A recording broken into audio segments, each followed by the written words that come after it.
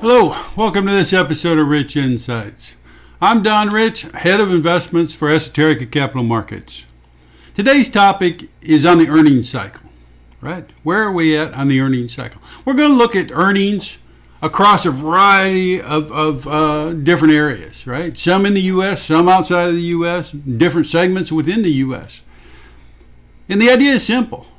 If earnings are increasing, that positive trend is your friend. You want to stick with it, right? Again, we're just looking at one metric here, just earnings, right? But in general, if earnings are increasing, that's a good thing, right? If they're decreasing, that's a bad thing. Now, that doesn't tell us anything about the valuations associated with those earnings, but again, it's a good first step. You want to try to stick with areas that have growing earnings, right? So earnings down cycles don't happen that often. We're going to see when we get to the charts. They don't happen that often. And when they do happen, they tend to last for many months, right? Once you go into an earnings down cycle, you tend to stay there for generally more than a year, right? For 1 or 2 years on the down cycles, right? So they don't happen often, but it's good to know when you're in an earnings down cycle. And also, of course, as you're looking around the world, you're looking for other investment possibilities that aren't in an earnings down cycle, right? Maybe there's some segment, even within the U.S. So the U.S. In general might be an earnings down cycle, but there could be some positive pockets within the U.S., right? Now, if you get to the point that you can't find any upward sloping earnings, well then, I say it's time to go to cash, right? You either go to fixed income or you go all the way to cash. And you just become a spectator until things look better, right? And also on the downside, right? On the downside, I don't really care how beaten up things get. Right? I'm just not excited about trying to catch a falling knife. I like to wait until I see some evidence that the worst case is over, right? And what I mean is some evidence that earnings have stopped falling. All right, so let's get into the charts. Let's start walking through these things here. So on all these charts, we're going to be looking at end of May data. All right, so we're looking at EBITDA as of the end of May. All right, all these charts have monthly observations, most of them since 1998. All right, when available, we go back to 1998. And we can use a black dotted line on all these charts to show us where we're at today compared to where we've been historically. All right. Again, the black dotted line, the reason I use that is I like to know where we're at today and how that compares to previous times in history. All right. So we start here with the S&P 500. We are in an earnings down cycle. All right. It's not an opinion, it's fact. So for the last few months, we've been in an earnings down cycle. All right. So again, let's be clear about this. We talk about cycles all the time, and I like to separate them out. There's earnings cycles, there's manufacturing cycles, there's labor market cycles, and then there's economic cycles, right? And I use different variables to keep track of each one of those. We are now in down cycles in the U.S. on all those measures, right? The earnings down cycle was the last one to go. The last one to go. Okay, so again, the S&P 500, we're in an earnings down cycle. Now, let's jump down here to the lower right-hand corner, the EAFE index here. EAFE is Europe, Asia, and the Far East, right? It's developed markets outside of the U.S., right? That's largely what that index picks up. It's the most popular investment vehicle for investing in developed markets outside of the U.S. And with EAFE, you can see that we have been rolling over for over a year now. All right. So again, EAFE has been in an earnings down cycle long before the U.S. All right. Another way to put this is Europe. Right. EAFE is largely Europe and Japan. So when we put those together, those two have been in an earnings down cycle long before the U.S. got here. We are late to the show. All right. Now we're in the lower left-hand chart here. We have emerging markets, and again, EM has been in a down cycle for over a year as well. And you can see the down cycle in EEM is much more severe than what we're seeing in EFI. Both in down cycles, but very different down cycles. All right. Now, the other chart we have up here is the NASDAQ. Notice the NASDAQ. So even though the overall S&P 500 has started an earnings down cycle, the NASDAQ is still in a positive or up earnings cycle. All right. So tech has not rolled over yet. That's real important. Why has the NASDAQ been outperforming the S&P 500? Because of the earnings. The earnings have been strong there. All right. Let's go to the next chart here. Within the U.S., all right, again, we have the S&P 500 here, so we can use that as a reference picture. And alongside that, we have small caps. All right, now I'm using the Russell 2000 to examine small caps. And you can see small caps have really, really fallen off here very recently, right? So small caps are really getting hit by this slowdown here. All right, so in the question of large versus small, we know the S&P has been beating the mid caps and beating the smalls. And one reason for that is, again, they're both in earnings down cycles, but the mid and small caps have earnings that are declining faster. Okay? Now, down at the bottom, we have value versus growth. Value versus growth here. And again, we know growth has been outperforming value for a long time. And we see, look at this cliff in value, right? The earnings decline that the value index is printing today is really just eye-popping. It is eye-popping. Now, growth has rolled over. You can see it has rolled over. The earnings for the growth index have rolled over.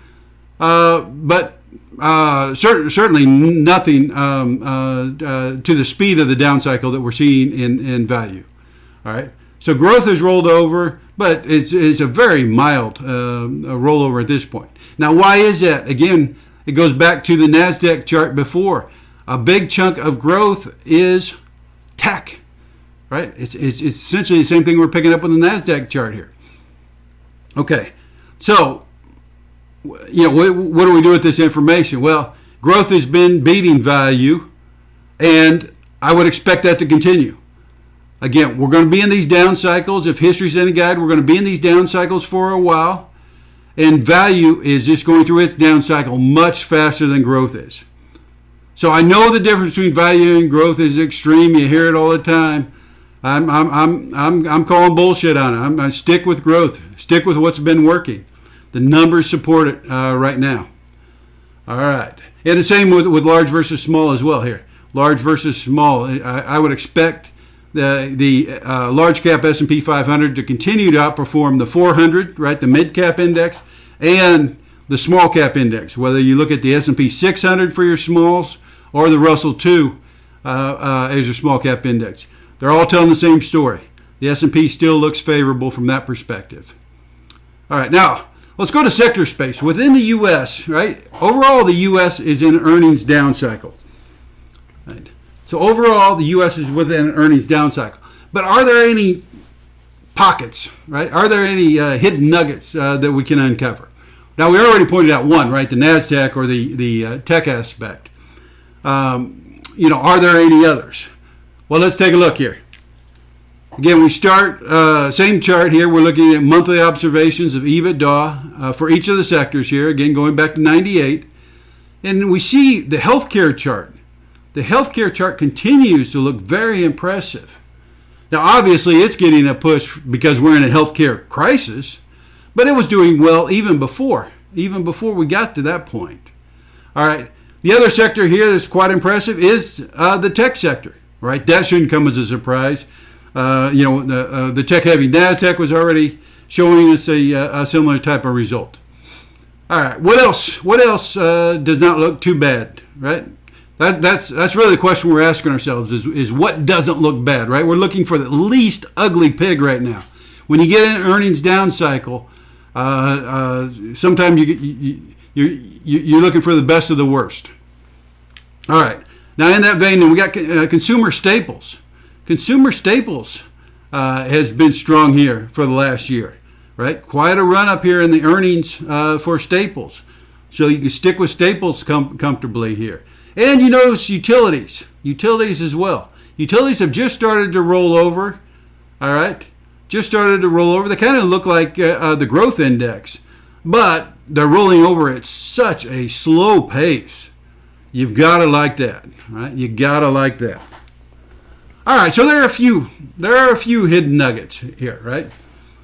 But of course, if the entire S&P 500 is in an earnings down cycle, and we were able to identify a few hidden nuggets, what's going to be at the other extreme, right? What are the ugly ones, right? The really ugly ones. All right, let's take a look at that. Here, I'll start with energy, right? Energy has been in a down cycle, and folks, we attribute a lot to the coronavirus. You'll notice the problems with the energy sector, with the energy industry, started long before the coronavirus, right? The energy earnings down cycle has been going on for a long time, and it continues to fall. So my advice is to continue to avoid that market. What else we have here? The materials, the chemical companies. You can see they too, for a better part of last year, earnings have been falling. Certainly not at the speed that we're seeing in the energy side, but they have been falling. All right, what else we got here? Consumer discretionary. Oh, this one's a tough one. This one's a tough one because the biggest firm in consumer discretionary is Amazon, right? Everybody's favorite company, it seems like, is Amazon. But the overall index is starting to experience some earnings decline. Again, it's still early. But the earnings have been falling. So the effect of Amazon's not been enough to offset the broader push within the overall industry, within the sector rather. All right, and finally we have the industrial sector. Again, it started to roll over. You've got to expect this one to continue as well. So, what do we do with all this information? Again, we get this information monthly, right? So it's fairly timely from a high frequency standpoint. And the investment rule here, the decision rule is pretty simple. I first look across the world at all these different pockets, and I'm looking for areas that have positive earnings growth. And there's still some golden nuggets left. It appears in the U.S. Right? There's a lot of areas to avoid. Right? And we know the S&P 500 in total is on an earnings down cycle. So that should give you some indication, right? You should be cautious. And that also means that active management is probably going to start doing better than passive, right? During up cycles, it's hard to beat passive indices, right? During up earning cycles, it's hard to beat passive indices. But during down cycles, active managers can rotate into those areas that still show positive earnings drift, positive earnings surprises, positive earnings drift, the trend. All right. So that's our message for today. I'm Don Rich. You've just experienced a rich insight. I hope you've enjoyed it. May your beer be colder than the company you keep. We'll talk again soon. Thank you.